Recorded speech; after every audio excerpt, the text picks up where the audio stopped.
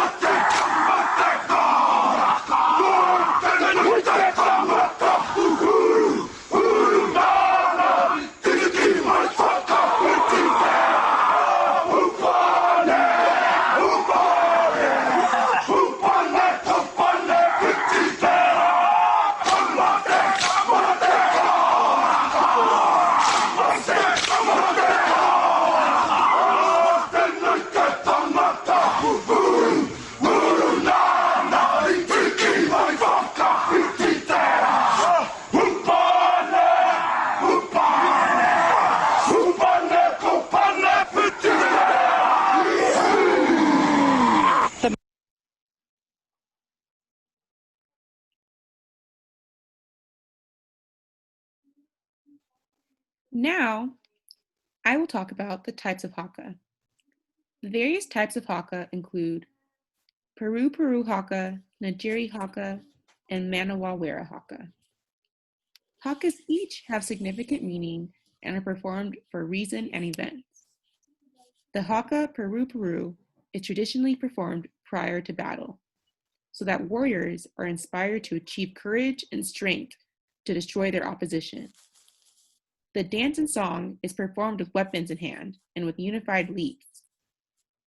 A rap etta, a Maori, a New Zealand politician and military commander, vividly describes the Peru or war dance as a conditioned psychological motive to demoralize the enemy by gestures, by postures, by controlled chanting, by conditioned ugly looks, furious to the roll fiery eyes, to glare the light of battle therein, to spew the defiant tongue, to control, to distort, to snort, to fart the thunder of the war god upon the enemy, to stamp furiously, to yell raciously, hideously, blood-curdling sounds, to carry the anger, the Peru, to Matawanga, the ugly-faced war god, throughout the heat of the battle. Awadari's interpretation is powerful, affecting, and conclusive. It tactfully describes the focus and methodology that the haka encompasses. There are many forms of haka used in a variety of situations, including the welcoming of visitors to a meeting house, formal meetings, on significant cultural occasions, for military purposes, and at funerals. The Nigeri haka evolved from community kinship. It became a way for communities to gather together while symbolizing community solidarity. The purpose of this dance and song was to motivate and move their audience physiologically, with no causes of fear. This haka is inclusive, expressive, and has no defined movements. Often, performers' movements are less sharp and are more free. The mana where haka is often associated with funerals, where performers are able to be expressive with their movements, with no particular routine or choreography. This dance and song does not involve any weapons. It is performed by both women and men. After watching multiple Manawa Haka videos, I found collectively that there were passionate and included emotive chants. Accompanying the chants are astounding distortions of movements of the eye until one's pupil almost cannot be seen, often noted as pukana. The dedication and focus performers exert for this cultural dance and song is powerful. A well-known Maori blogger, Judith Binney, precisely describes the Mana Wera as an exhibition of discontent and decessation, claiming the Mana Wera is also known as Wakatia, translating to seared heart. Next, I'll be talking about Mana Wera Haka and the Netflix show, The Casketeers. Recently, I discovered a new show. Netflix picked up a local television series from Television New Zealand, The Casketeers, which focuses on a Maori funeral business, Tibetan funerals. Previously, this New Zealand hit was exclusive to only onshore viewers, but once joining the global streaming service Netflix, the show was available to offshore viewers who could program and see the show for the first time, like Allie and I. The main cast are passionate profiteers Kiori and Francis Tibetan, who offer a unique insight into their business, Tibetan Funerals. The show focuses on the taboo of death and how they address death with dignity and aroa in context to Polynesian culture. The couple offers support to Polynesian families with traditional services such as the Manawara Haka and by helping them cope with loss. The show depicts a balance of good humor, culture, care, and respect as they help families manage death. So, next, I will be discussing gender expression, in particular, femininity in hakas. So, to start, The Ka is a women's haka. It represents just one of New Zealand's iwi tribes. It belonged to the Iwi Ngati Porou, the second largest tribe by population. It stands for solidarity and women being at peace with themselves. The Black Ferns are New Zealand's women's rugby team.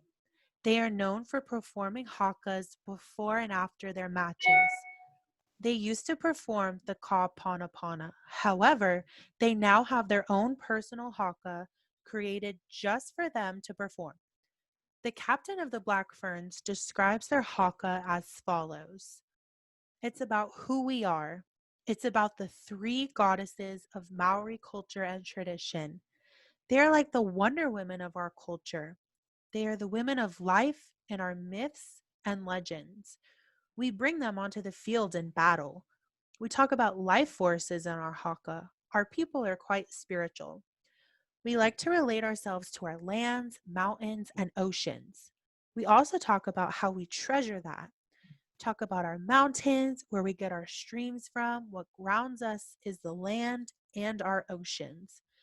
The women who perform the haka express their femininity with soft motions, the song, and high tone octaves. The description of nature in the haka song, sung by these women, showcases their identity with the earth and ocean. Femininity is socially constructed, and in Maori culture, it is to be one with the land, embody strength, and portray true grit.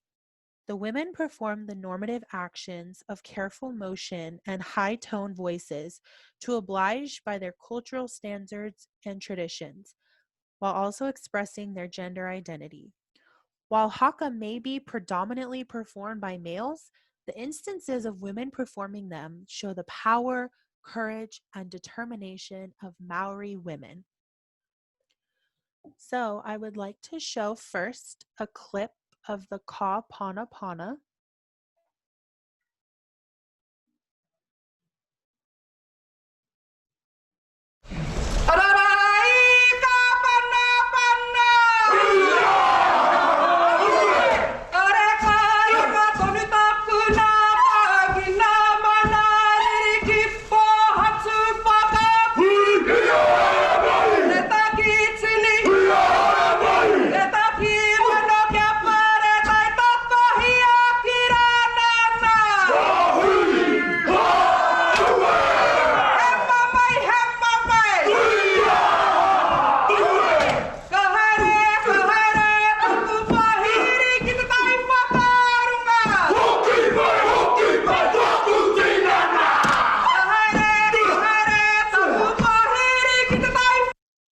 All right, and then I would like to show a clip of the Black Ferns, which is the women's rugby team.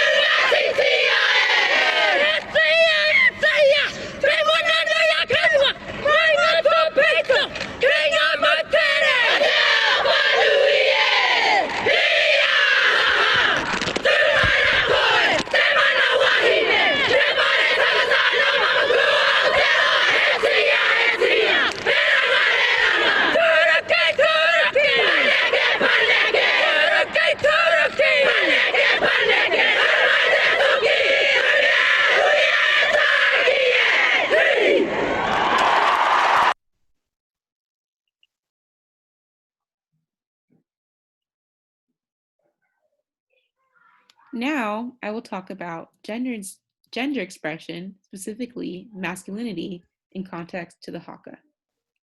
Masculinity is showcased throughout the Peru Haka or war dance.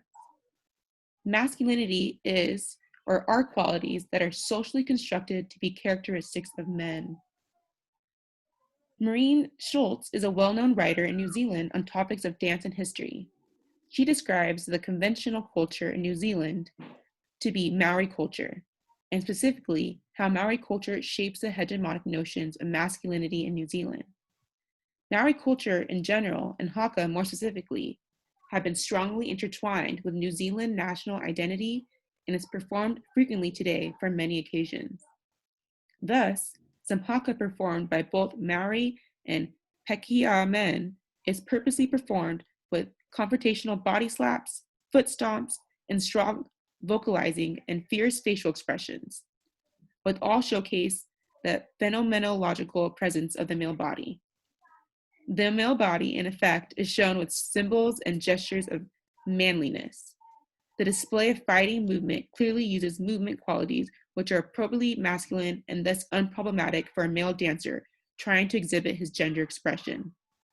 Gender expression is a person's behaviors, mannerisms, and appearance that are associated with gender, in context to a person's culture in its spectrum or category of femininity or masculinity.